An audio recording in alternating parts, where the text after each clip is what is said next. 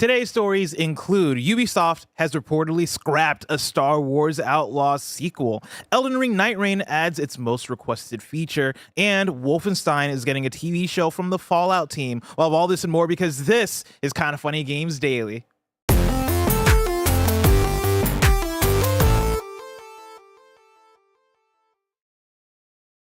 Yo, what's up? Welcome to Kinda Funny Games Daily for Friday, July 25th, 2025. I'm one of your hosts, Blessing, Adeoye Jr. Joining me is the master of hype, Snowback Mike. Bless, what up? Happy Friday. Happy Friday. You're a little farther away than usual to me. Yeah. A little far today. Scoot in. I don't mean, we can like scoot in, that. but you Yeah, set well, the you set the cameras. cameras. You know, I don't scoot wanna- in. Don't worry Let's about blame it. Roger. That's Roger's fault. Well, that's your thing. I'm not going to blame Roger. You know what I mean? Try to keep us away from each other. We got to keep like a circle of blame. So like if we're all blaming Roger, then Yeah. Roger feels pressure. So you blame Roger. Roger will blame me. I'll Yeah. blame Greg. Greg I can love blame that. Tim. We'll have it all going. Bless, happy Friday. It's great to see you. How are you? I'm doing well. I'm Yeah. very excited for the weekend. Okay. Yeah, I'm taking a flight down to LA. Oh, Last minute flight down to LA. Nice. Yeah, hanging out with people. I'm going to a dance show. There's a big hip hop dance competition. You love dancing. That's happening, down in LA. And so I'm going to watch people follow hip hop dance, the royal family. Okay. They're going to be dancing down in LA. So I'm going to watch them hanging out with people. It's going to be a good time. Do you think you'll dance a little bit? No.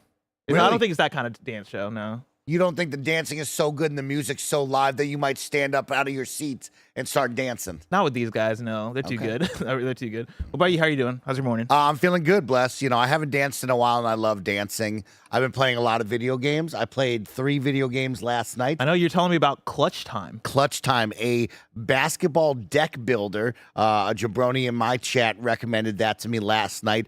$15 on stream, and you know what? I had a really good time. Then I circled back to it after 5 hours of playing some games.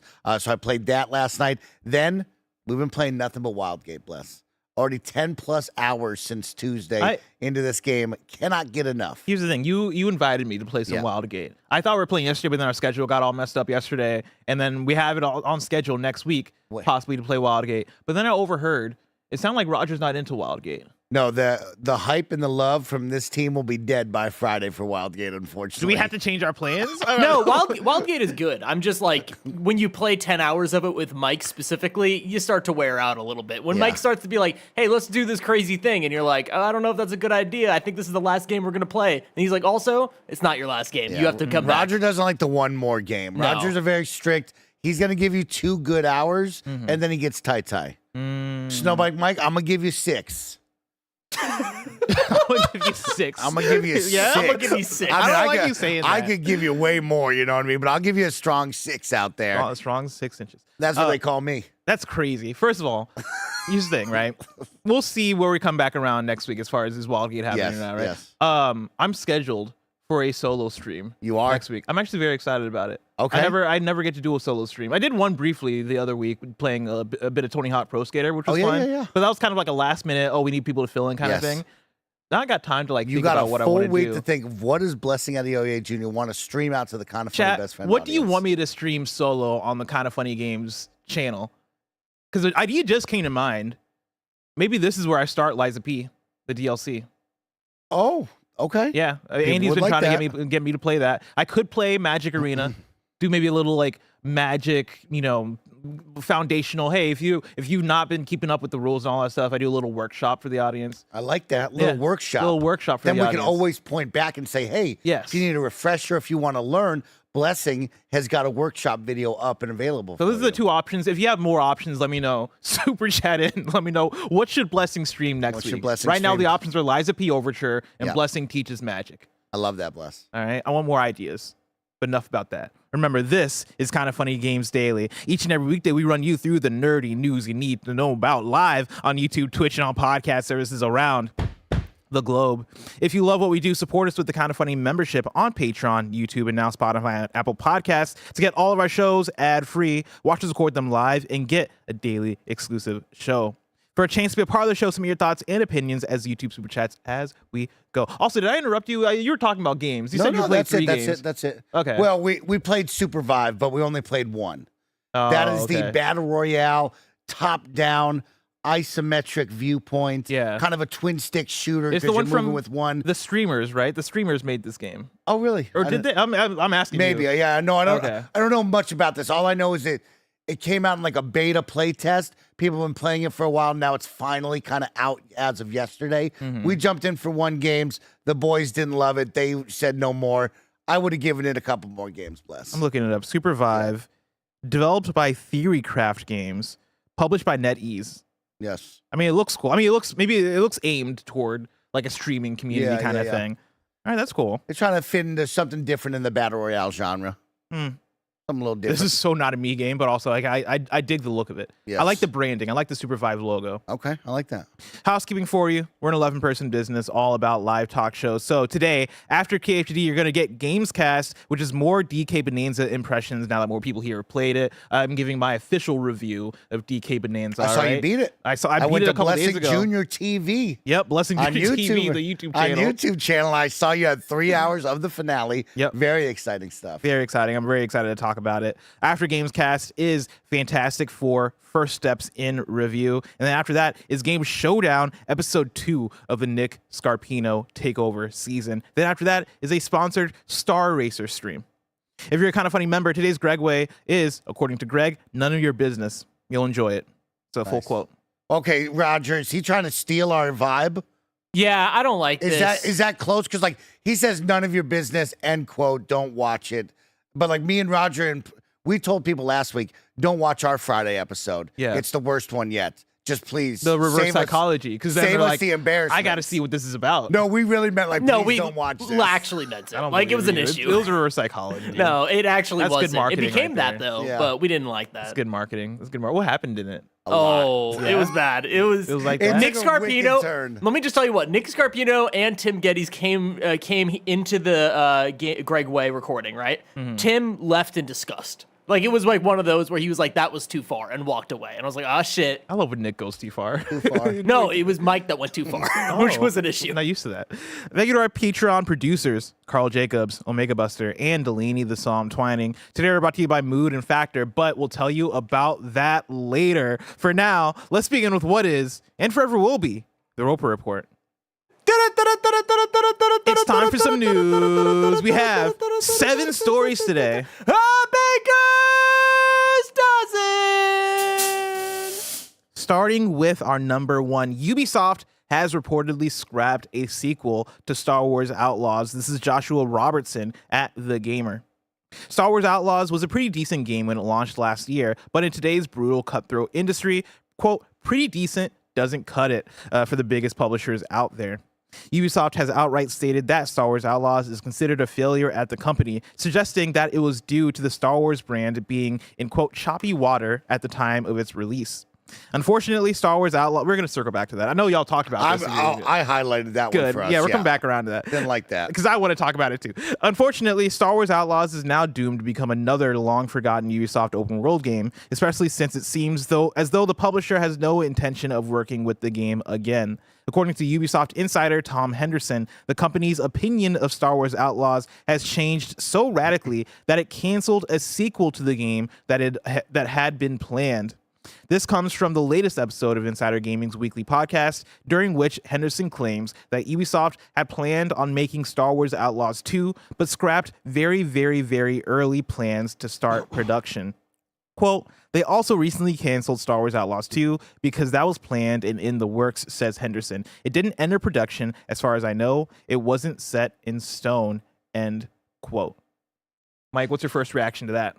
First reaction sounds about right. Sounds on par for the course right now for Ubisoft and what they're currently doing with their game offerings and what they're trying to achieve with focusing on the tentpole titles, trying to get around the moneymakers and kind of get back to the good graces of the gamers and probably really big profitability. On the flip side, I just don't know, Bless. I mean, Star Wars Outlaws came out and seemed to be mixed on the vibes of this game. And so when you say, hey, Mike, they're not making Star Wars Outlaws 2, I'm not really surprised. Yeah, that's the thing is that this is one of those news stories where it's news, but also at the same time, it's not like shocking or, you know, like revolting, right? Like video games get canceled all the time early on in development, and we just don't hear about them. The reason why we're hearing about this one is because it's a sequel to like it's a big IP, it's Ubisoft. There's like so many things that I think I understand why Tom Henderson would bring this up as a talking point, because it's something that people would definitely want to know. And there's a lot to extract there as far as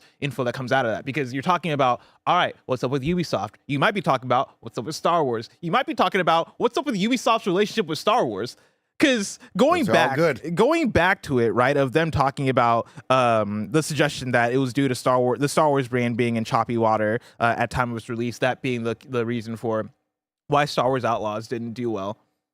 I kind of give it the face. Yeah, you give it the face. Because I think there's two sides to this. One, we all get that. We all can understand when you say choppy waters, the fatigue of certain franchises, right? The Marvel fatigue that some of us feel, the Star Wars fatigue that some of us feel, this kind of idea that all of these IPs that we know that used to just be movies that would be 1 to every 3 years that would come out, we'd all get excited and celebrate it, now have become, hey, every single year we have a brand new 8 to 12 episode TV show that you have to watch. And a lot of those aren't that great, or they're just good. And you get kind of burnt out of like, this is just too much. I don't know if I'm into this right this moment. Yeah. But on the flip side, these are beloved franchises that everybody can get around. And when they're great, guess what? They're great, and we're all in on that. You can't tell me a great Star Wars game wouldn't be great in choppy waters, downtime, bad time, anytime. It came out how many months after Star Wars Jedi Survivor? Like 1 year? Like 11 months? So, or not 11, like 13 to 15 months after that, right? Like, that game came out in the same ecosystem. Like, those were both after the last big Star Wars movie. Of course, there's been TV shows and stuff like that, right? But like, it's a very fascinating thing for them to talk about in that way. Because on one hand, to your point, like, I kind of get it as far as, yeah, like IPs have their ebb and flow as far as are fans into it, are fans not into it. But in the same breath, right? I go over to Wikipedia. I have an article open that is titled "List of Highest Grossing Media Franchises." At number 1, you got Pokemon. All right. And number 2, Mickey Mouse and Friends. Number 3, Winnie the Pooh. Number 4, Star Wars. It's top 5 highest grossing franchises. You're gonna look at me. Yeah. You're gonna tell me, man, it's the IP. The IP's in a weird place, man. Nobody wants a Star Wars thing right now. It's like, no, people always want a Star Wars thing. Yeah. That's the reality of Star Wars. We get bad Star Wars things, and they still do well.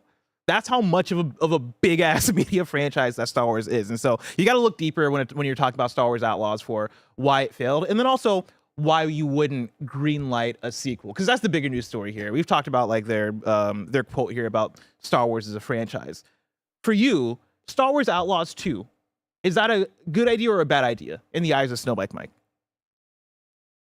It's almost Ubisoft's bread and butter, and what they're known for is the open world adventure games, right? And it feels like Star Wars Outlaws is that game for them, right? This idea of traversing the galaxy, jumping from planet to planet, being an outlaw, trying to go on the ultimate heist and going around and doing different open world stealth missions would be kind of the ideal situation for Ubisoft. For me, when I think of that, that is Far Cry. That is Assassin's Creed in a Star Wars skin. Why can't we make that really, really great and nail this? And I don't know what happened on this one because I didn't play it. I've been on a big open world fatigue of gameplay wise, and I've been putting those off. And so I did not jump into this. But for Ubisoft, this seems like a must do, must have. But there's something else, because Star Wars, the one by the Apex team, Jedi Survivor, totally different, right? Yeah. Linear, intense combat, cool characters, cool story. That is hitting for them. Why isn't this open world hitting for Ubisoft? I think there's a few things you can point to. I don't know the right answer, but I think there's a few things. You mentioned this is Assassin's Creed, this is Far Cry, right? Like this is Ubisoft's bread and butter. The thing that I'd counter with is I'd say this is Assassin's Creed. This is Far Cry. Yes. This is Watch Dogs. Like, we get this game from you over and over and over again. Avatar. Division. Yes, like you've made this game for 2 decades. For like almost 2 decades, we've seen this game over and over and over. And when I say a Ubisoft game, you know what that is in your brain, right? And it's funny because Ubisoft makes other games. They make Rainbow Six. They make fucking Rayman. They make other shit sometimes. They make the fucking Roller Champions marble ball game. Yes. Yeah, they make other shit. But Riders Republic, which Riders Republic still is kind of in the same mold of like the Ubisoft game that we talk about. But I think there is the fatigue, and I think that's a big part of it. I think also a big part of it is just the quality level that Ubisoft delivers at, where Star Wars I'm going to look up the Metacritic What's your guess I have for the the Metacritic up in front of me right now. Tell me. Blessing, if you could imagine it, the Metacritic score from the critics is 75. And that sounds about right. The user score from 3,082 users is 5.5. Yeah. And like, here's the thing, user score, let's say there's so many different elements to this. Keeping on the quality of it, you tell me it's 75 for Star Wars Outlaws, and I go, yeah, that sounds about right. Just a 7 out of 10. Good 7 game. out of 10, good game, Just a not game exceptional. You could love, a game that you'd go, that's just fine. Yeah, a game that kind of fits in, and you might get lost in the conversation. Yeah. That's an element of it. I think there's also the unfortunate element. You talk about that 5.5 user score. This game was caught up in controversy, and I think a lot of it is unfair. In fact, maybe the vast majority of it is unfair when you're talking about the way people looked at this game. Oh man, you have this protagonist that is a female protagonist, or you have like, oh, Ubisoft has an agenda, or they're fighting back against all of the bad word of mouth that they've been getting on social media from a bigoted crowd of people that have bad shit to say about this, right? Like, that's beyond your control. That's you wanting to have a game that can star a new character, a character that is a woman, a character that might not appeal to the male gaze, whatever it is. You're gonna have people come out in droves on the internet and fucking hate on it because that's the world we live in, right? I think that's an element to it too. But I think all in all, beyond that, even like this game, I don't think you just didn't give this game the sauce that it needed to stand out as a Star Wars thing. I don't think it's the Star Wars that takes away from it, but like if you take a big franchise, if you take one of the biggest IPs in the world and you don't do anything special with it, it's gonna get lost still. Star Wars isn't enough to make this game shine on its own. You need to have a great game on top of that. I mean, it's the franchise that brings us in, right? The idea that they're making a new Star Wars game is what gets us all interested and excited. And then when you break it down of it's a Ubisoft game, you can kind of expect what you're going to see here with the open world, the samey missions going on in each different area. And I think they just are having a tough time breaking that mold because it is so designed in all of the gamers to understand what it is, be excited for that. And we always now here in 2025 and even before that want something different, want something new. And it is hard to break that theme of, hey, a lot of these missions are going to be very samey. We don't know how to change the design to really capture you because we've tried so many and we've either learned from them or these are just the ones that work. You go from point A to point B. You climb up this tower, reveal the map. You're going to go over here, fight 5 guys in a cave. Like, there's not much else that they have really wiggle room to do here that hasn't been done. And so it just feels so samey. And when you bring up Ubisoft in particular, right, my mind jumps now to Avatar and what they did with that franchise. That is just Far Cry reskinned as Avatar. And that's just a solid 7 out of 10 game again, right? Where you have these franchises and we just kind of get in the middle of they're just good. Yeah. They're not great. They're not bad. They're just here existing. So Star Wars Outlaws 2, not happening. And you're not, this doesn't feel like a loss at all. No, if I'm Ubisoft, this is not a loss, right? We are focusing on the money makers. We have to do that.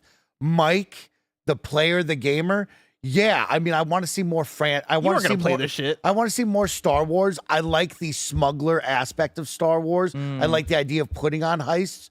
Maybe not open world, right? What is that game that can be like an Indiana Jones, where it is a little more linear? We are going on 12 kind of structured missions to put on an Uncharted-esque theme and have it fun like that. Maybe that's where you should have gone with it, in my mind, to get me in. You want Snow Mike to jump into a Star Wars Outlaws that is something like that? Make it Uncharted.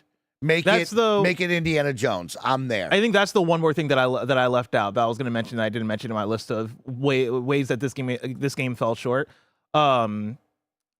Is it tough to sell a Star Wars video game where the main character isn't swinging a lightsaber? We ask for the gunslinging.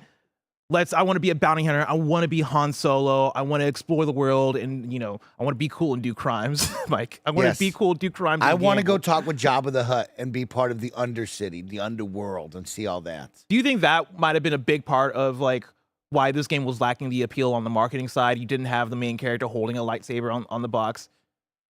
No, I don't think so, because people see Han Solo and love Han Solo. There are people that see Lando and love Lando. There are people that see Princess Leia and love Leia, right? Like, there are characters that don't have to hold the lightsaber for us to love and know. And there's something about Chewie being your number 2 and going off on some smuggler's run that you can create, right? We also have Battlefront. I don't always hold a lightsaber in that. Now, sure, I get Sometimes the you upgrades do. and I become Yoda and I go crazy with it, right? But like, no, I think it's just the wrong style of game. If you gave me an Uncharted in my mind, that is 12 to 15 missions, a 10-hour experience, linear, and it is polished. about like us putting on the ultimate heist in the galaxy, and we're going to see some of the areas and places that you love and know, then yeah, I think this is different, Bless. I think we're just hitting a point with open world fatigue that, like, if you're not doing something different and new and fun and innovative, it is tough to keep a player around for 40 to 60 hours when it's just mid. Yeah. There's too many games now that have really gone outside the box and done great, where it's like, I want to spend my time in a Baldur's Gate 3 where I'm just out here living, right? Of like, that's where people want to be with these kind of larger scale games. And if you're just mid, I can't give you that much time in the day. Fair enough. I also agree. What do you think? Yeah, you got anything else to add? Do you think Star Wars Outlaws 2 No, is a big loss? No, I don't think it's a big loss at all. Like, Okay. they tried it, it didn't hit. You know, what is the reason? I think there's a list of reasons, like I just mentioned. But at the end of the day, does the audience want a Star Wars Outlaws 2?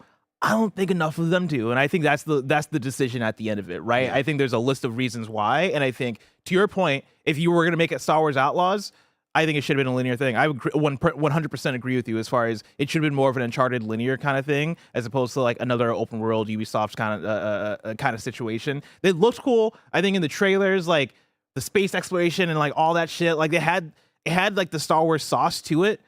But when I look at the reviews and I look at fan feedback and I look at all that stuff, it's like, okay, well, you didn't go all the way with it. You didn't bring the quality with that stuff, and so it just falls short. Story number 2. Elden Ring Night Reign is adding 2-player co-op. This is Emma Roth at The Verge. Elden Ring Night Reign is finally getting a 2-player mode. From Software announced on Friday that it's adding duo expeditions in a patch coming on July 30th, allowing you to take on enemies across Limveld with one other friend. Since Elden Ring Night Reign's launch in May, the title has only let you play by yourself or in a group of 3. Elden Ring Night Reign director Junya Ishizaki told IGN last year that, quote, this was largely a game balancing decision, end quote.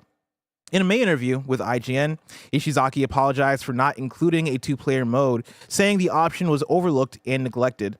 He also said the team would look into adding support for 2 players in the future, and now that has finally arrived. Mike, I've heard you say that this is one of your favorite From Software video games. Yeah. How excited does this make you? Not that excited, Bless. I really enjoyed trios. I didn't have the desire to play solo, and duos to me is a nice, fun thing to add, but this is not drawing me back in any way, shape, or form right now. I did think that this game was going to be the game of summer for me, where I was just going to play this nonstop. This was going to be my Battle Royale Fortnite habit. I thought that was going to be it, but when I ran through all the bosses, that was it for me, right? I have not circled back to play as different characters and do it all over again. It just seems to be like that was it for me, and now I'm done. But adding duos, I guess, is great. I'm a little trepidatious about it because it's like that first boss is clearly geared towards 3 people. Yeah. There's 3 wolves that come out of that wolf. What's going to happen? Are they retuning all these bosses now? I mean, most of the bosses are just one jabroni running around. But how do people handle that on single player? Is it just them managing? I don't. Good luck. Because they did tweak single player to be a bit more balanced. Yeah. And I don't know what the verdict on that has been. Like, chat, if you've played single player, let me know. Like, how are you fighting those 3 dogs? Is my biggest question.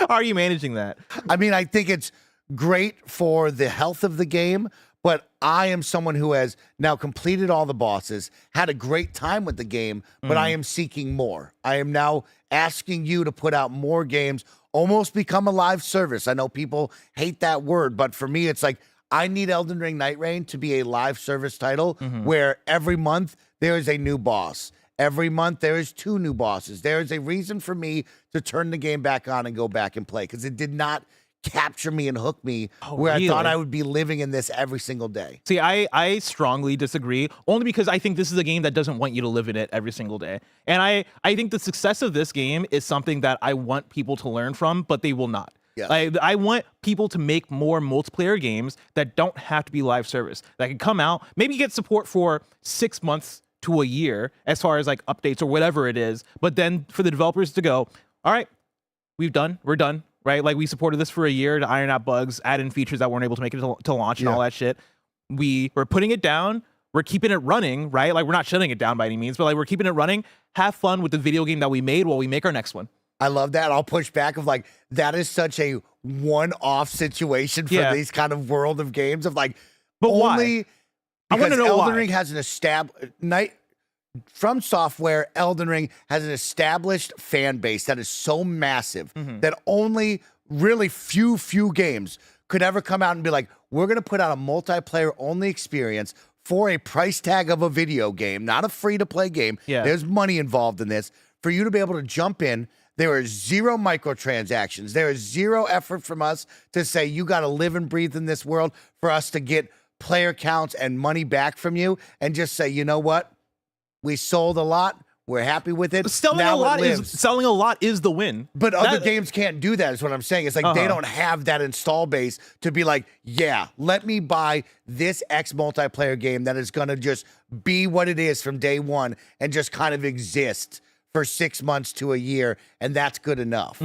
Like people don't have that. But I think we don't have that because they're not trying it the right way. Like I like you look at a rematch, for example, and that came out. That's a $30 video game. That's a $30 video game, right? And it has sold millions, and it has 5 million players and all that shit, right? And it didn't come out as, hey, we're gonna be a live service, we're gonna last, forever and ever. No, like that's a game where it seems like they are taking it as it goes and looking at, all right, we want to support this for the next year or whatever it is. And I'm sure they'll check back in a year and go, all right, let's support this for another year or whatever, right? Like, I think there should be shorter term goals with these games. I'm tired of live service games coming out and being like, all right, to live, like to be successful, we gotta last 5 fucking years on this thing and continue to have roadmaps and updates and do this and do that. It's like, no, that's why I miss games like Outriders. Even though Outriders wasn't the greatest game of all time, but it came out and they said, we're not a live service. Well, let me tell you about Saber Interactive. They're making great AA titles like Space Marine that you will love. That is just like that. Yes. That's your bread and butter there. I think it's just you're in a world of the games industry being so difficult to break into, so difficult to survive in, that like if you put out a game and it does not hit, you are not making a second game. You are most likely shutting everything down and going to find jobs somewhere else. That's why it's like so difficult for teams to make this perfect rematch or Night Rain where it just comes out and can be chill. Rematch does have a battle pass and does have a storefront, right? Yeah, but so they're actively both terrible. looking. They're looking, but like they're actively looking for you to still give them money, right? Night Rain has none of that. Night Rain has never asked you for $1 since the initial purchase right there. So it's like, that is just a crazy one-off situation. To be fair, that no one gets to do. To be fair, I'm not even saying have 0 microtransactions. Oh, yeah. I'm just saying you don't have to be live service. Just come out and be a multiplayer game. Well, live service is such a blended name here, Bless, of like, live service can be anything. Live service is Madden. Live service is NBA, and you don't think of it like that. It's like live service is a different thing now. But my thing is, like, I think there is a market for a multiplayer game that you can sell and like try to measure its success by single player game standards of, all right, can we hit 3 million sales? Can we hit 5 million sales, right? Like, can you, in the way that Elden Ring Night Rain, right, has hit 5 million here, and I'm sure From Software doesn't look at that and go, ah, shit, all right, well, we don't have microtransactions, so it's failure. It's like, no, we sold 5 million because that's our goal. Our goal is to hit the copy sold. I'm looking at developers that have assets that are already made. I'm looking at Ghost of Tsushima and going, make Legends, sell it for, use the same assets. Sell Legends for $40 by itself. Sell Legends for $30 to $40 by itself and aim for 2 million units. Okay. 2 million might be small for them, but like aim for a number. Hey, 2 million is good. Because like we're talking about this, a lot of what you bring up is a flash in the pan, a one-off, like great situation, right? Like we're talking about peak selling a million copies, but they're selling it for like $3 to $5. $10, Yeah. right? So like, and that's like that one-off super streamer game, and they're also changing the map every single day, which makes it a live service title because it's live and every updating and evolving. That's why this live service has a weird, sticky, negative connotation to it because it's evolved so much that you say live service, you don't know which side of the map it really means, right? Yeah. But I get what you're talking about. It's like multiplayer online games. Yes. Let's have a conversation about that. How do you make a game that can be sold for $40, come out, be great, and not need to be like, hey, this game has to be the next Fortnite? Yeah, right? our studio has to solely focus on this thing for the rest of our existence. And that is a difficult thing, right? Night Rain is tough to point at because it has such an established fan base and market already that you and I making video game X are 0 to no chance of that happening. Now, you look at Sucker Punch when you bring up Ghost of Tsushima, we could talk about that, right? Here's a game that people know. They're getting the sequel. Legends is something that's already happened that they can build upon, right? Yeah. I don't think everybody and their mother knows about Legends, right? So it is going to be a selling point, but could we sell a Legends one-off thing like Night Rain for $30 to $40 1,000% you and could. get 2 million sales? 1,000% you could. 1,000%. I see people in chat saying I wouldn't buy it, but I don't. 1,000% it's selling that much. I'm going to say I don't think so. I'm Why? going to say I'm worried about that because $30 to $40 for a multiplayer only experience right now in today's market is a very difficult sell because that requires $120 from you and your group to jump in, right? Ghost of Yote is different. It's got the PlayStation backing. There's a name to it, but that's what I'm saying. I'm 2 saying million is tough. With the Ghost of, you put the Ghost of Yote name on it and make it a good game. Yeah, it's selling that much. Like, I don't even think it's a question. I think it's Do selling you think that much. Legends would have done that? Because like, is Legends considered a good game? Yeah, Legends Like, is fantastic. I enjoyed the experience, but like, is that enough to sell 2 million? I think that's a really good question. Yeah. I think you would have to package it. It depends on how you package it and how you market it. Then I'll push back. Why are these teams not doing that? Why is Sony That's who what is I'm trying to jump we're into asking, a live now service we're asking market? the same question. You know what I mean? That's my question. Call them up and say, why are we not doing this? Because it seems like an easy dunk. Yeah. If we have a good product think- and a good game and you want to get into the live service multiplayer push, why not push this team or say, hey, we'll give you whatever help you want. We're cutting studios left and right. Yeah. Let's have them help you. Let's make that. I think they're not doing it because PlayStation for the last half decade has been convinced that if you're going to do a multiplayer thing, it has to be a live service thing, which takes a level of devotion and dedication from your studios that just isn't viable if you want Sucker Punch to continue to make a single player Ghost of Yote game, right? I think it's the same way that Naughty Dog stopped working on the Last of Us Factions or Last of Us Online game because they said like, oh, well, this would become our studio now and we don't want to devote all our resources to doing that. It's like my pushback would be don't do that. Just make a multiplayer game, put it out. I would have played Factions. I would have played Factions for 6 months to a year, called it good. Yeah. Like I would have played the one and done thing. You got that you 2000s did already mindset. in 2013. Yeah, exactly. I would have played that game. Take that, spit it out, charge $20, whatever the fuck for it. So what was in the tea leaves back then to have these teams stop doing that? Because when you bring up what you're saying here, that reminds me of Mike as a gamer in 2000s to the early 2000s, right? Of like, these were everywhere. All of these single player games had the tie-in with multiplayer games that just kind of survived and lasted with them until they died off. It was the fact that they were packaged in one thing, right, which takes dev time, and also you're not necessarily seeing the return on that. When you put Last of Us Factions as part of the single player thing, right? Like you can't really measure, why are people buying this for online? More likely than not, no. People are buying Last of Us to play Last of Us. And so I think that's first and foremost. And then secondly, I think they see Fortnite. I think they see the numbers. It comes back to the graph that I always talk about that PlayStation put up in like their financial earnings, talking about how this is where games are at now. Like this is like 2021 or something like that. This is where video games are at now. This is how much money is being made off of post-launch microtransactions. We want to focus on this. That's why we're allocating now 60% of our budget toward live service. I think that's the big thing, right? So they probably see a Ghost of Yote, or they probably talk to their studios and go, hey, like, we want to see more live service. If you give us more live service, then you're going to get more investment from us, making these studios go, well, instead of just making a multiplayer mode, let's now take what was going to be a multiplayer thing and turn it into this big live service thing that's untenable and then eventually gets canceled because they couldn't do it. Because God of War Online as a live service doesn't make sense, Bluepoint. I love that you spin facts. That's what we're here for, this conversation. That is very well said.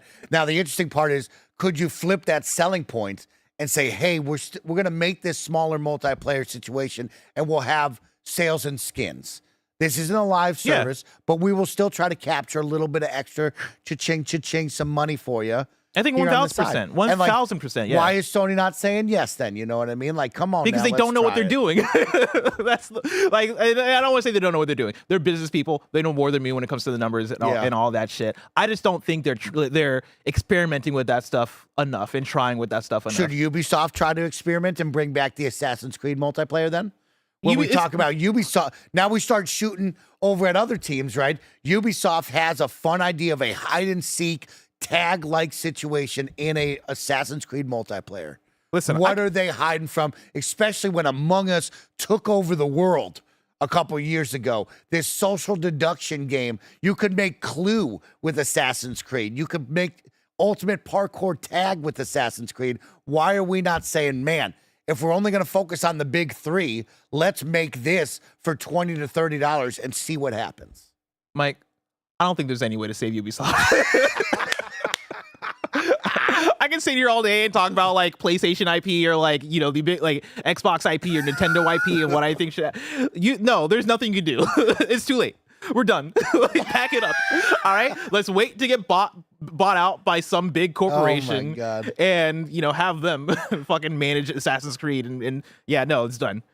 It is. I don't think there's a way to fix it. Very interesting world, and I would just encourage all the viewers and audience out there to remember live service is a really crazy umbrella that can be used in all different ways. So it doesn't always have to be negative. Yeah. I think with our audience, the moment you say live service, we immediately go to Fortnite, and we don't want that, and we get really negative. But remember that this term is so gray now because it encompasses so much. 1,000%. That change your mindset when you think of that word and stuff. Yes. But and I know bless, even what I I'm like saying, the what I'm talking about, and you know, I think, you know, it's the fact that I'm saying don't do a live service.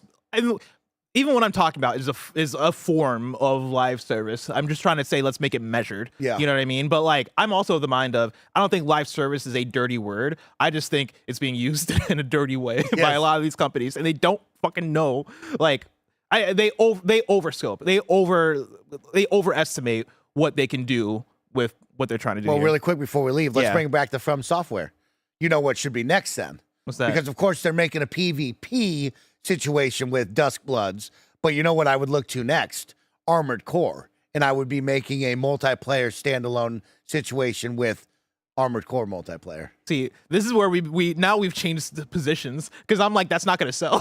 What are you talking about? Mecha Break had you interested. What if I said that Armored Core came out and has a small multiplayer mode where it is we are battling mechs? I mean, you have me. Let me look up because I think I just don't have that same feeling about the Armored Core IP as far as the sellability of it. Yeah. I'm even impressed that we got Armored Core 6 Fires of Rubicon, but even in that, remember that game came with a multiplayer mode because I think that's the level that that From Software sees it at of like, hey, this is a core part of this franchise. We're not going to spit it out into its own thing. That's going to take a lot of time and effort and resources. Let's just make a mode within the game that already exists and call it a day for the people that really want that. I would be fascinated about an Armored Core multiplayer like live service thing. I just don't know if it would work. Okay. I just don't know. Because then you're talking I thought the briefcase is over. It is over. I don't know what he's doing here.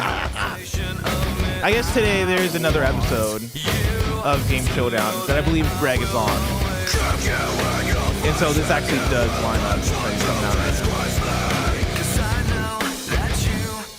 Just wanted to pass the order. You know what I mean? I looked at the calendar. Games cast. In review.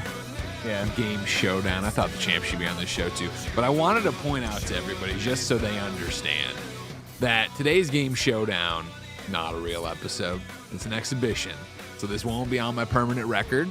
This won't matter for my world title. He's getting ahead of it. What was that? He said you're getting ahead of it. Your future loss. Exhibition. It's just a friendly. He's getting loose. How did you do your first time competing in Game Showdown last week? How'd This you is a do? bullshit game Oh, show. snap. What's the You know, next nobody cares exhibition about then? Game Showdown. Yeah. How did it feel? Finally come down from the ivory tower, get in the mud with us pigs. I just, audience has no. some bad answers sometimes. Kind of few. Wow, Never What got in is- Mike's way. Guess you're learning. Never got in the champ's way. I don't know who Not made in the this game. three-time champs way. Not my way. 3-peat. Kind of Repeat. few. Haven't Bad been done since the concept. Bulls. Game Showdown, bad concept for a show. I don't know who comes up with it and who comes up with these games. They're bad. They're bad. Headline says it's a Ben Affleck show. I'm pretty stoked. Let's get it moving so we can get to all of the awesome content, Blitz. But a great conversation with you. Yes. Night Rain was very, very well done. I really enjoyed it. I want more out of it, but we will see in the future what other games try to dip into that. We will. We'll also see what's going on in these super chats because Game Maiden writes in and says Ubisoft had Splinter Cell Spies versus Mercs and squandered it. I hear so many good things about Spies versus Mercs. Roger speaks highly of it, Don't even of get me the whole fucking started. franchise. That's just one of those of like, you got to start with the base, though. You got to bring Splinter Cell back, and then we can go from there. CD Splits and says thoughts on the second Legends mode like the first. I mean, me and Mike kind of talked about it there. I would love a second Legends mode. I think it'd be fucking awesome. I don't know if they're making it. I think them bundling in the first Legends mode with Ghost of Tsushima proper, I think that probably lost some return they could have seen on it. I think they should have spun it out as its own thing and charged like $20 to $30 for it. Let I think it live would have for done as that. long as you want it. It's Like, just there existing. When I tell you Legends was so good, it is what propelled Ghost of Tsushima to like towards the top of my game of the year list that year. And it doubled my time like in Ghost of Tsushima. If I played 40 hours of the single player, I played another 40 hours of the multiplayer mode in Ghost of Tsushima. The Legends mode is fucking fantastic. It has a raid, like a fantastic raid in it. Yep. God, what a game. We're going to continue on with this show. But before we do, I want to tell you about patreon.com/kindafunny and youtube.com/kindafunnygames where you can go and get the Kinda Funny membership, which allows you to get shows ad-free. Speaking of ads, let us tell you about our sponsors. This episode's brought to you by Mood. Let me tell you about the online cannabis company that's revolutionizing how we deal with life's challenges. From sleepless nights to stress-filled days, Mood.com has created an entire line of functional gummies that target specific health concerns with 100% federally legal THC blends. They'll deliver them discreetly right to your doorstep, and you can get 20% off your first order at Mood.com with promo code KINDAFUNNY. I've been having a great time trying out their different gummies and am loving how each one feels. And each one is crafted using federally legal cannabis grown on small, family-owned American farms. No pesticides, no BS, and they can ship to most states in the U.S. Best of all, not only does Mood stand behind everything with an industry-leading 100-day satisfaction guarantee, but as I mentioned, listeners get 20% off their first order with code KINDAFUNNY. So head to Mood.com, browse their amazing selection of functional gummies, and find the perfect gummy for whatever you are dealing with. And remember to use promo code KINDAFUNNY at checkout to save 20% on your first order. That's Mood.com, MOOD.com, promo code KINDAFUNNY. This episode's brought to you by Factor. Summer is here, baby. That means more sun, more light, but it should not mean more hours inside cooking. That's where Factor comes in. Factor's chef-crafted, dietitian-approved meals are ready in just 2 minutes, taking the hassle out of eating well. Multiple people here at Kinda Funny have been loving their experience with Factor, and you can too. Factor meals arrive fresh and ready to eat, perfect for any active lifestyle over summer and beyond. With 45 weekly menu options, you can pick gourmet meals that fit your summer gains and goals. Choose from options like Calorie Smart, Protein Plus, Keto, and more. Factor powers your day, sun up to sundown. With nutritious breakfasts, on-the-go lunches, premium dinners, and guilt-free snacks and desserts, Factor has your whole day covered. Enjoy more this summer. Get Factor if you want all the flavor and none of the fuss. Get started at factormeals.com/kindafunny50 off and use code kindafunny50 off to get 50% off plus free shipping on your first box. That's code kindafunny50 off at factormeals.com/kindafunny50 off for 50% off plus free shipping. And we're back with story number 3. Wolfenstein TV series is in development at Amazon from Fallout producer. This is Joe Otterson at Variety. A TV series adaptation of the Wolfenstein video games is in development at Amazon MGM Studios, Variety has learned exclusively. Exact plot details are being kept under wraps, but the incredible official logline of the series simply states, quote, "The story of killing Nazis is evergreen," end quote. Patrick Somerville is attached to serve as the creator, writer, executive producer, and showrunner of the project under his Chaotic Good.TV production banner. Jonah Nolan, Lisa Joy, and Athena Wickham will executive produce via Kilter Films. Should this project move forward, it would be the latest video game TV series at Amazon for Kilter Films. The company currently produces the hit Prime Video series Fallout, which is currently prepping to release its second season in December and has already been renewed for a third. Mike, when I tell you, this shit's gonna rock. I couldn't be more excited. I'm usually, whenever we get these adaptation, like movie adaptation, TV adaptation news about video games, I have such a fatigue because we're in the season right now where every video game needs to get adapted. Yes. Split Fiction is getting a movie starring Sydney Sweeney. We've gone too far. That's not even a joke. That's literal. We've gone too far with this shit. When I tell you, a fucking Wolfenstein TV show from Amazon, from the same people that brought us the Fallout TV show, that shit's gonna be good. That shit's gonna be fire, dude. Yeah, I mean, you read that and it gets a hell yeah from all of us. You know what I mean? It gets a hell yeah. Yeah, Bless, I don't know on this one. I love really? Wolfenstein. I like the idea of it. You're gonna have to show me. Did you play on this one. Wolfenstein? I played them all. Love them. Oh man, the most Even recent. Youngbloods, I played. I also played Youngbloods, regrettably. But Wolfenstein, is it the new Colossus, the second one, Yes. the second recent one? God, which came out in 2017. Way Been a too long long. time. Way too long. Well, you know. But like the story they brought us in that game was fucking fantastic. I feel like that already. It's like, wow, Wolfenstein has evolved to a place where the narrative side of Wolfenstein is now phenomenal. Like, you give me a base that is BJ Blazkowicz fucking hates Nazis and murders a lot of them. Like, I feel like there's not much to fumble here. You just look at it and you say, yeah, that's it. That's gonna be it. Yeah. Yeah, this will be interesting to see. I mean, I guess my mind just goes to like, when I think of Wolfenstein, I think of like ultra-violent, non-stop shooting. They have weaved a solid narrative in there, but like moment to moment, it is me just blowing limbs off, hucking grenades into buildings. Like, it's non-stop. Okay, how do you make that into a really good TV show? Let's see what you got. I'm excited for that. So, I mean, yeah, take me there. Listen, I see the vision. I see the vision. Okay, let's roll it back. 'Cause I guess my apprehensive is like, my mind goes like, oh shit, this is going to be Doom the movie. And if you remember Doom with Dwayne The Rock Johnson, it was really bad. Yeah. Have they ever successfully created a hyper violent ultra shooter video game into a TV series or movie yet? Because I don't know a video game or Let me tell you movie- about this show called Halo. Oh shit. You like that, right? Master Cheeks. We had it. I mean, we had it. They put it on a silver platter. They had the moment, and they just fumbled that so hard, bro. So it's funny because I think you're right, because it's tough for me to think of Like, a show me clear one where it's example. like, this game is just so violent and nonstop shooting. Show me that. The example I give, and it's not, to be fair, like, it's not nonstop shooting, right? But I would say Fallout. For a first-person I thought of that for a moment. RPG, yeah. like shooter RPG, but that, There's of course, a lot of exploration, a lot of walking. a lot of exploration, a lot of Yeah. walking, a lot of narrative there, and also just a lot of like fertile ground for story and like really wacky and weird stuff you can do with story, but also something that's very violent.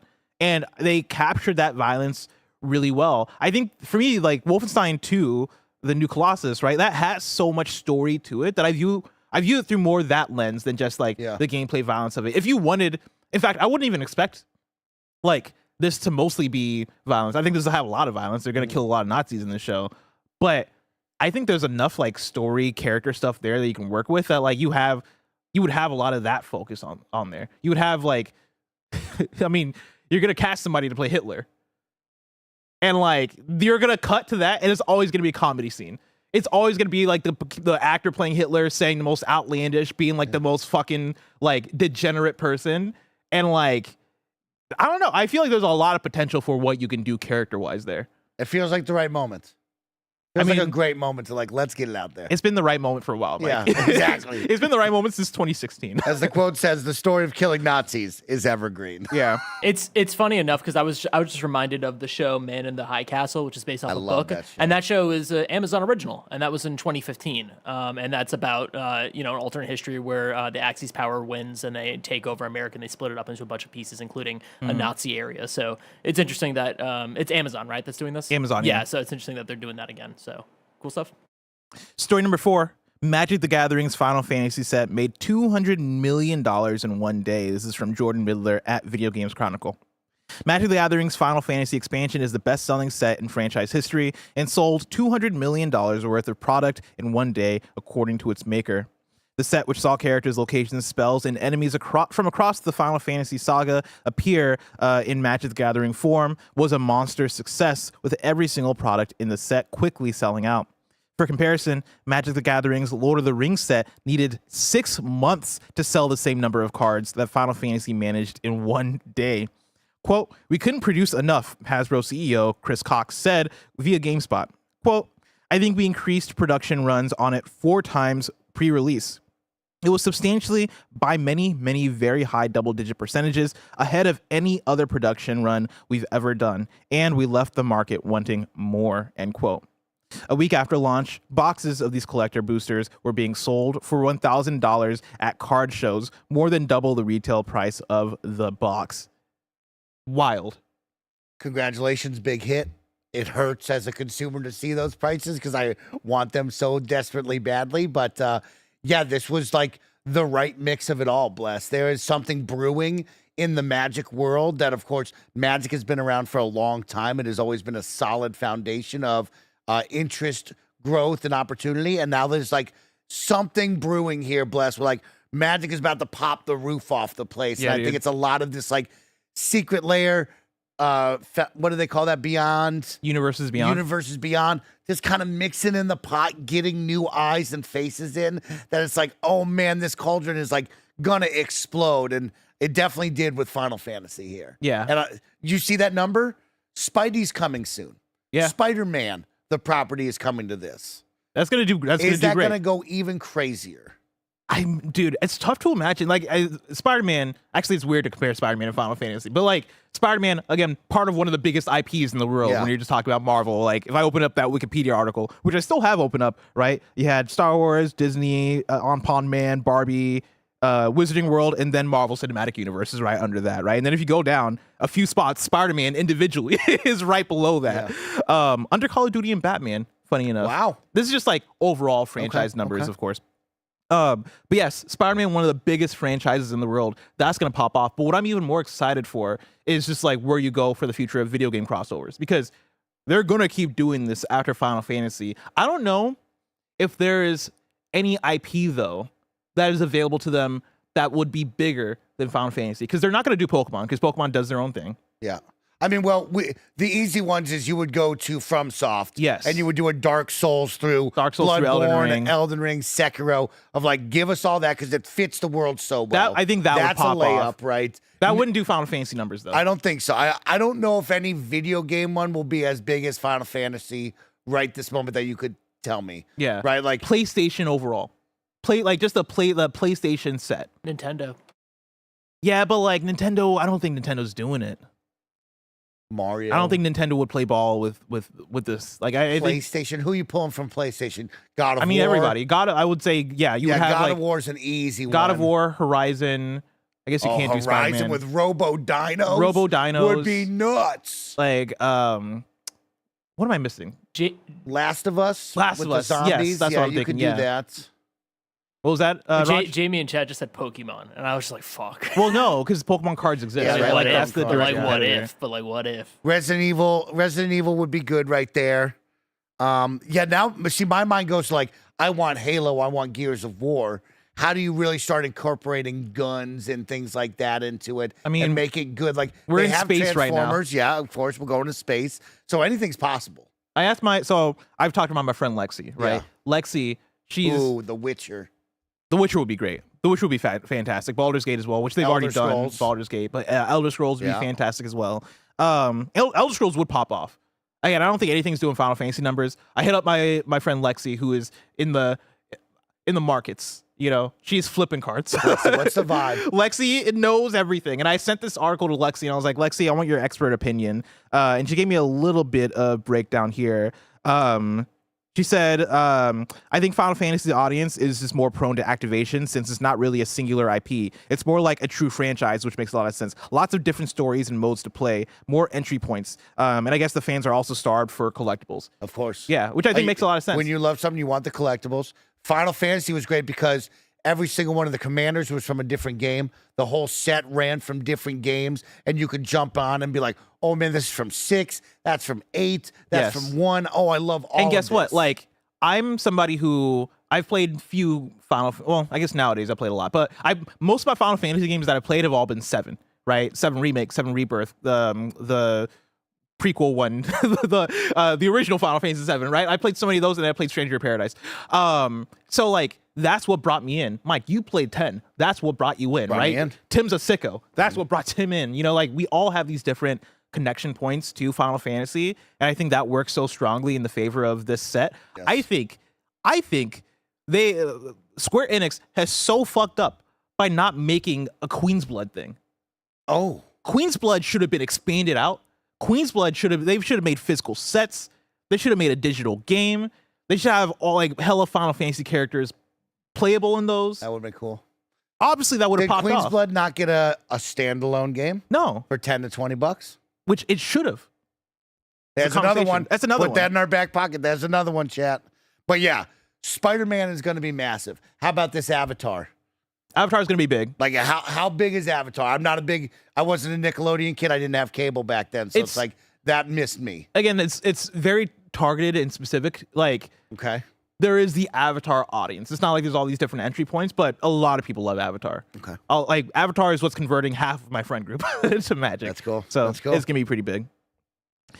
Mike, we just talked about a lot of big news in these first 4 stories, but if I wanted something smaller, say the tiniest news I need to know about, where would I go? Blessing, I would take you to our last story, the Wii News channel, where we cover all the small items you need to know about. Story number 5 through 7 is Wii News. We were asking which Avatar, the Last Airbender, not the blue people. Not the blue guys. Yeah, we should clarify that. Shit, they get confused like that? That's interesting, yeah. I mean, it's tough when you're both just called Avatar. So I understand. Story number 5 through 7 is Wii News. Story number 5 that we had: Krafton acquires the Last Epoch makers 11th Hour Games. That's tough. Like, honestly, like, I'm very happy for a small indie dev team to be acquired and hopefully get a bunch of money from a large company to keep them around and keep them in business. Yeah. The large company sees dollar signs from them. They see dollar signs back, and you hope it's like this perfect hand-holding situation of like, we're going to be better together. But like after the last story we read all about them in Unknown Worlds and Subnautica 2, it's like tough for me to be like, yo, y'all, this is going to be a good situation. I read up on the 11th Hour, pretty interesting. An indie studio that's based all remotely. They're a full Oh, that's remote cool. studio. I thought that was really cool. Love that. I'm sure Krafton will call and tell you to go get an office, and everybody's going to work from the studio. It's crazy. Later in the story, they say that the acquisition cost them $250 million. Stop it. I'm joking. Okay, yeah, that's not real. That's not real. crazy. Could you imagine though? So then, story number 6, Dying Light: The Beast has slipped to September 19th. That is about a little bit over a month. It was originally going to come out August 11th, right around the corner. People spoke about the previews on this. I want to go watch and read some of them because Yeah. I'm apprehensive.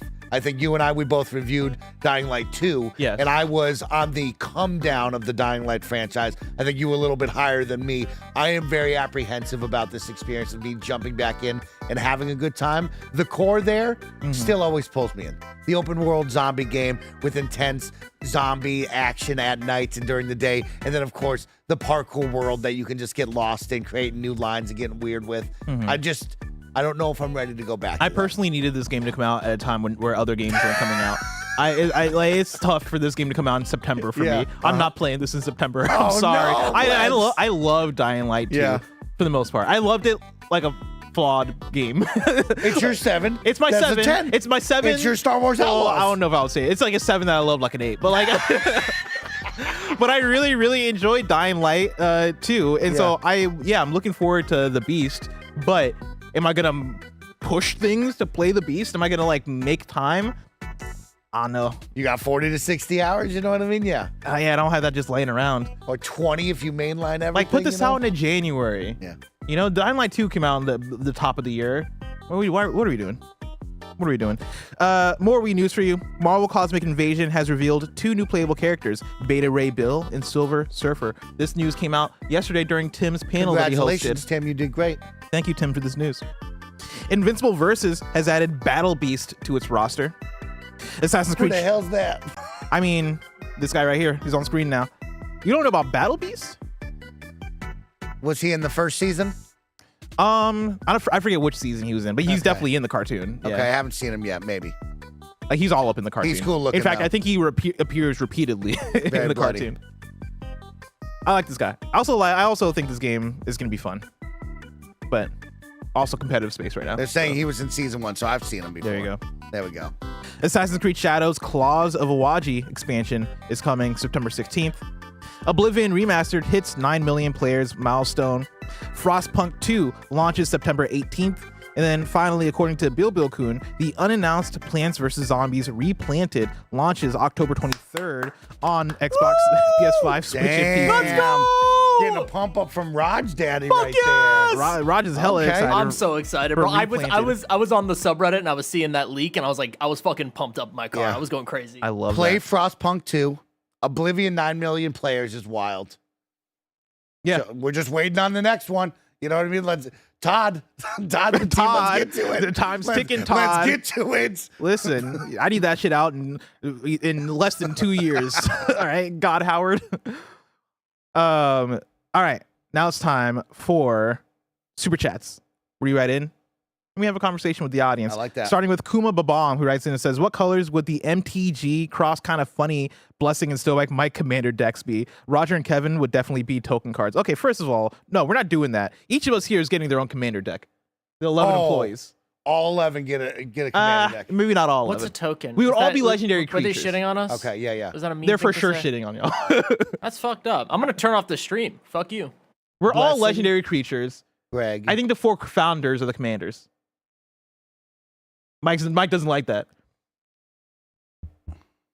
Yeah. Well, no, I'm putting you as one of the commanders. I'm a co-commander. Like I'm the one where it's like You and you're the Roger are second- definitely co-commanders. You're the second card in the deck where you're like, well, you could make a deck out of him. You know what I mean? You could. Yeah. Listen, what would my colors be? I mean, I'm a blue-green player, but I guess if we're sticking within like the lore and the idea, Mike, I feel like Mike is for sure a white color. Okay. You know, lawful. Actually, Good. Yeah. there's a positive energy to him. Thank you. I was gonna go Healing. with like, oh, I love that. Bless. Yeah, I feel like love you're white. Okay. Pale. We change it from white to pale. I think I would be blue. I think I'd be Blue? more blue. I like that. Yeah, I like that. Yeah. more like tricky, methodical. I was gonna say meditative. Let the game Meditative. come to you. Surprise! I'm already 3 steps ahead of you. Yes. Gotcha. Greg would be red, Fiery red. fiery red. Yep. Maybe red green even. Like red, but also like there's like a ramp to it. Like he has a lot of mana. He has I a lot like of that. he has a lot of resources. Yes. Greg has yes. a lot of resources. He's always on the phone calling people. Yes. They're like, who you calling today? Why are you calling somebody? Yeah. And it's always somebody impressive. He's got a big phone. He's got a big phone library. Tim would for sure at least be blue because he's a schemer. Okay. He's a schemer, but yeah. I feel like he'd be blue in another color. Maybe blue white. I Yeah, can see he's blue white white. to He's him blue because white. he He's also blue has that white. like innocence to him. What's Nick? Black? Dying. Yeah. Decaying. Yeah, angry. maybe black red Okay. is Nick. And then what's Andy? Because they want Andy. Oh. What's Andy? Andy's energetic. He's young. He's youthful. He is Is he? talented. He's fun. He says to us. I feel like he's blue green. I feel like Andy would be blue green Okay. because he's also somebody. He's always like he's strong when he's at his computer cooking up Very a strong. graphic. He's on the guitar. He's on the ripping. guitar. Like he knows. He things. won't hang out and spend time with me. He has a bunch of skills. Yeah. But then a lot I feel of like unaccounted for hours. yeah. But then green because also he has a lot of resources as well. Yeah, he knows people. Good. Good. All right, we did it. Did I say mine? Yes. I think I just said blue. Yeah. Yeah. Yeah. Shiny Pebble says KF watches Avatar: The Last Airbender. Mike watches it, and people drop in at will. Christmas in July, in October, cozy stream. LOL. What if people would love if you did a watch along of Avatar: The Last It's Airbender? that good? Yeah, It's like that? it's like that. Because I'm trying to watch all of the Airbud films and talk about it. Okay, So well, if you'd like me to Fuck talk yeah. about Airbud with you, I'll talk about Airbud. I'll give a hot take. I think Airbender is better than Airbud. That's Shit, my hot that's take. good. That's good. That's my hot take, everybody. Golden Spider 666 says, so stoked for Spider-Man MTG set. I already have pre-ordered like 3 booster boxes. LOL. I'm excited. I can't wait to see it. They're doing something different. It's not a full-on Final Fantasy thing, right? Where we'll get 4 commanders and all of that jazz. I think it's a little less than that, right? Yeah, I mean, yeah, they have those sometimes. It's like the Sonic one. Look at it. I assume it's like the Sonic thing. Oh no, right? no, it's no. Sonic was just Secret Lair. Yeah, where you only got like a handful of cards. A handful of them. No, this is like there will be packs on packs. Really? Yeah, yeah. Oh, that's exciting. Oh yeah. Oh, then that's gonna pop off for sure. Yes, we have to look that up. I think that's how many commanders is my question because I've been playing so much Commander. Ed Reed fan 20 says Amazon should hire Alan Ritchson, star of Reacher, as BJ. Yes, I liked that. I saw that. Someone wrote, like, have BJ as Reacher, but maybe it's like a Reacher type of TV series / show, right? That would get me in. That could get me in. Oh, yeah. He looks like he could play Thad a Castle. BJ. We love Thad Castle. He looks like he could play a BJ. See, if my first thought, and this is mainly just because of Punisher, would be my guy, John Bernthal. Just because I love John Bernthal. Yeah, but he doesn't have that blonde hair like BJ. Yeah, he doesn't look like BJ. Yeah, you gotta have that blonde hair. But he has that like gruffness and like I would believe that he murders down a lot of Nazis. He's coming back? Yeah, I just don't see Johnny B in like a more toned down setting. He's you know what? He's very similar to Wolfenstein. He's murdering people. Yeah, that's what I'm saying. Yeah, he's super murdering. Let's see here. Picto3 says birthday tax for my 7-year-old. Rented out the hockey rink and it was all Astrobot themed. No Fortnite or Roblox. In Minnesota, everyone can ice skate. Happy birthday to so sick. Picto's 7-year-old. That's really exciting. What and also, a blast. That's sick as hell. Yeah, a whole ice rink that's Astrobot. Omega Buster says Greg Miller, the coward, not willing to put the title on the line. Supports him, the true Pokemon master. Wow. Okay, you chose a side. And I'll do one more. Oh, a bunch of people wrote in about games I should stream next week, so I'll read those. Snake Eater writes in and says, bless Liza P. Optimistic says, play Dead Take. Want to see what this game is about. I am also excited for Dead Take. Dead Take, okay. It's the one from the Abu, who did Tales of Gonzarazal last year. This one stars Ben Starr and a bunch of different actors. He got another game. Yeah, coming out like in a week. Yeah. Yeah. Oh, okay. Neil Newbin is in it. He was Asterion. Alana Pierce is in it. See this. Sam Lake is in it. That's a good idea. Yeah, you might want to check that one out. That's cool. Okay. Foxy Steve says, bless, I recommend playing a game called Inkshade. It's a tabletop strategy game with real Inscription vibes, very atmospheric. There's a demo on Steam. And then last one from Napoleon Blown Apart, who says, in regards to Star Wars, I think it just sucks that we can't take chances anymore. Games used to come out and be okay, then the sequel would be better. I agree. And honestly, you should go listen to our conversation that we had yesterday with Oliver Nelson on Kind of Funny Games Cast, because he's doing a lot of cool things over with his studio. He talks about how he's made like 17, he's put out like 17 games in the last 2 years, and the number's increasing. He has more games that he's putting out in the like before the end of the year. He's a very cool dude. He talks about how this is possible on multiple levels, right? Even on the AAA level, he believes that like these are changes that we can make. And yeah, like he has a lot of good shit to say about like that exact thing. Yes. And so go and listen to yesterday's Gamescast if you want to hear more about that. Greg and Roger used to say that to me all the time of like, back in the day, a good game would warrant you to create a sequel that would be a great game. Now it has to be great right off the rip and you don't get a sequel. So, yeah, it's pretty wild to think about that. Of like, there's so many games where you're like, oh, that was a good experience. I look forward to seeing what they're going to create in the sequel. And then it's like, no, this industry is not doing that. Yeah, I just hate that. I hate that sequels take that long. I think that's bad for like series management. I just made up that term, right? But like, yeah, back in the day where you would get fucking GTA 3 and then the next year Vice City and the next year, like I understand that that's not possible because of how things have scaled up, but to wait like 6 to 7 years to know what's happening, on that 2 to 3 year max. Like even like 3 to 4 would be better. Like it just keeps getting longer and longer, and now I'm like, why have series? If I'm gonna wait 7 years for the next thing, like I'm a different person. Every 7 years, I'm a different person. Mike, that's it. kindoffunny.com/you're-wrong, where you write in, let us know what we got wrong, as we got it wrong, so we can correct it for those watching later. Colonel Crank, no. They're trying to correct us about what a baker's dozen is. I had it. I clicked on it, and I saw that, and I was going to read it, and I was like, you know what? I'll just take the laugh. Thank you. No. Baker's Dozen is a tradition. It doesn't matter about the amount of news stories. What matters is what's in our heart. In our hearts. And what is that? Baker's Dozen. And with that, we end this episode of Kind of Funny Games Daily, where each and every weekday we run you through the nerdy news you need to know about live on YouTube, Twitch, and on podcast services around the globe. If you love what we do, support us with the Kind of Funny membership on Patreon or YouTube to get all of our shows ad-free, watch us record them live, and get a daily exclusive show. Enjoy the Games Cast next and everything after, including in review, Game Showdown, and a stream. But until next time, Game Daily. Man, I'm sweating today.